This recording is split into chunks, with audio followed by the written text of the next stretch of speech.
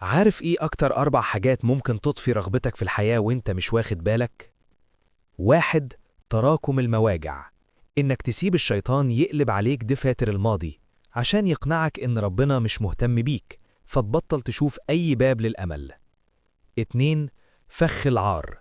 إنك تصدق إنك إنسان غلط، مش بس عملته غلط. الذنب بيصلحك، لكن العار بيدفنك وإنت عايش. 3. حصر الهوية. لما تربط كيانك كله بحاجة واحدة بس، شخص، وظيفة، أو حلم، فلو الحاجة دي ضاعت بتحس إنك أنت اللي ضعت معاها. 4. غياب الانتماء. لما تحس إن مفيش حد متمسك بيك، أو إن مجهودك ملوش قيمة في عين اللي حواليك. طب والحل؟